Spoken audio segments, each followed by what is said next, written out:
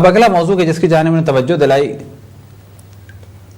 کہ ایک گلاس پانی سے بھی وضو کیا جا سکتا ہے، حتیٰ آدھے گلاس سے بھی وضو کیا جا سکتا ہے۔ شروع میں جس مسئلے کی جانب ہم نے توجہ دلائی وہ یہ کہ پہلے مرحلے میں 2 ہاتھوں کا دھونا مستحب ہے، کلی کرنا مستحب ہے، ناک میں پانی ڈالنا مستحب ہے، واجب ہے نیت، اور نیت کے بعد چہرہ دھونا، اور پھر 2 ہاتھوں کا دھونا، اور پھر سر کا مسح اور دونوں پاؤں کا مسح۔ اگر کسی کو یہ مسئلہ نہ معلوم ہو تو ممکن ہے کہ بعض دفعہ وہ نماز قضا کر دے، یا یہ کہ پانی ہو اور ممکن ہے کہ وہ تیمم کرے جبکہ اس کے لیے تیمم جائز نہ ہو، کیونکہ تیمم کی جگہوں میں سے ایک جگہ اور تیمم کے موارد میں سے ایک مورد یہ ہے کہ جب پانی نہ ہو۔ تو پانی نہ ہو سے کیا مراد؟ فرض کریں کہ ہمارے پاس کتنا سا پانی ہے، ہم گھر میں ہیں،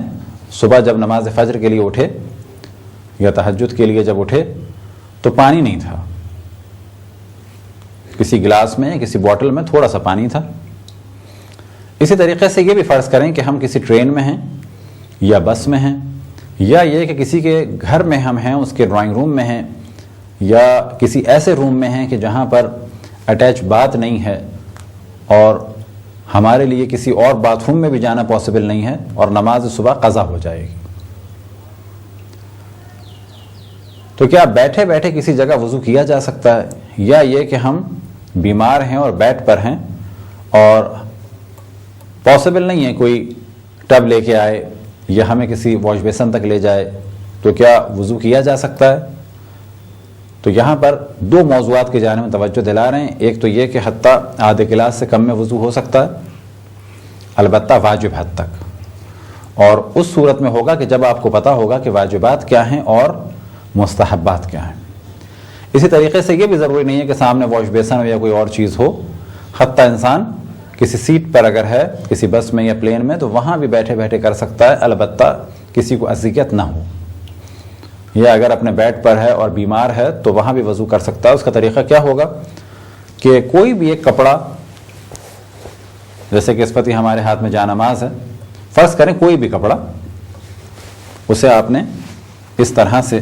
اپنے آگے رکھ لیا، اور فرض کریں کہ آپ اس طرح سے لیٹے ہوئے ہیں، بیمار ہیں، یا یہ کہ کسی کے گھر میں ہیں اور وہاں ہر جانب کارپیٹ ہے، کوئی کھلا ہوا اسپیس نہیں ہے، باتھ روم آپ جا نہیں سکتے کیونکہ اٹیچ باتھ نہیں ہے، کسی اور باتھ روم میں آپ جا نہیں سکتے کیونکہ ان کے بیڈ روم تک پہنچنا قطعاً مناسب نہیں، اور آپ آوازیں لگا رہے ہیں یا انہیں اٹھانا چاہتے ہیں تو وہ اٹھ نہیں رہے، یا یہ کہ آپ اٹھانا ہی نہیں چاہتے، اور اتنا سا پانی ہے، تو کیا وضو ہو سکتا ہے؟ صرف اس صورت میں ہوگا جب آپ کو پتہ ہو کہ واجبات کیا ہیں اور مستحبات کیا ہیں۔ اگر آپ ہاتھ دھوئیں گے تو یہ پانی ختم ہو جائے گا، کلی کریں گے یہ پانی ختم ہو جائے گا، ناک میں پانی ڈالیں گے یہ پانی ختم ہو جائے گا، کیونکہ یہ تینوں کام مستحب ہیں۔ تو یہاں پہ کہا جائے گا مستحبات کو چھوڑ دیا جائے، واجبات کو انجام دیا جائے، اور پھر نماز پڑھ لی جائے۔ بس پہلا واجب کیا ہے؟ نیت، نیت کے بعد چہرے کا دھویا جانا۔ تو اب یہ آدھے گلاس سے بھی کم پانی تھا، یہ ہم نے اس طرح سے چلو میں پانی لیا اور اب تک کچھ پانی نہیں گرا۔ کیا یہ ممکن ہے اس طرح سے؟ بالکل ممکن ہے، پانی اس وقت ہمارے ہاتھ میں ہے لیکن نہیں گر رہا۔ اب فرض کریں کہ سامنے ایک کپڑا ہے، وہ کہ اس وقت ہمارے سامنے واش بیسن ہے لیکن واش بیسن میں ہم نے کپڑے کو رکھ دیا ہے، لہذا کوئی بھی تولیہ جو کپڑا سامنے رکھا جائے اور اس کے بعد اس طرح سے چہرے پہ پانی ڈالا جائے کہ پانی ہر جگہ پہنچ بھی جائے اور گرے بھی نہیں اور وضو بھی ہو جائے۔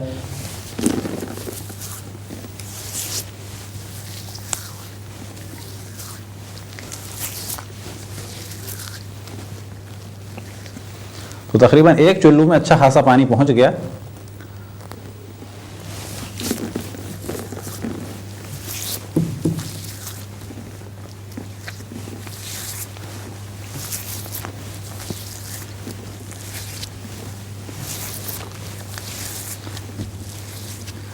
لیکن اتنا پانی ہونا چاہیے کہ جس کے بارے میں کہا جائے کہ پانی ڈالا ہے اور پانی بہہ رہا ہے۔ اسی طریقے سے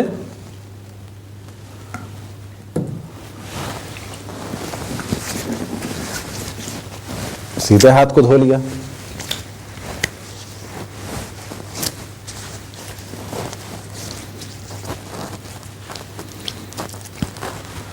اب بھی اتنا پانی باقی ہے، حتیٰ یقین کیا جا سکتا ہے کہ ہر جگہ ہم نے پانی کو پہنچا دیا۔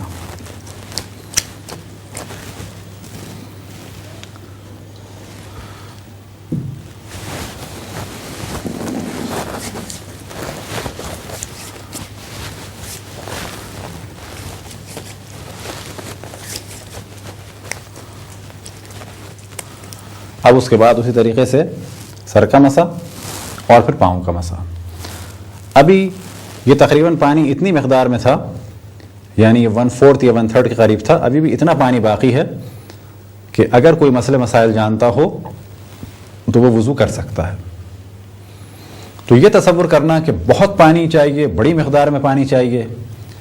اب یہاں پر آپ اسے دیکھ سکتے ہیں کہ یہ مختصر سی گیلی ہوئی ہے جانماز۔ اب اس کو جانماز کو یا اس کپڑے کو آپ کہیں چھوڑ دیں تھوڑی دیر کے لیے، وہ خشک ہو جائے گا، نہ کسی کا کارپیٹ گیلا ہوگا، نہ کوئی جگہ گیلی ہوگی،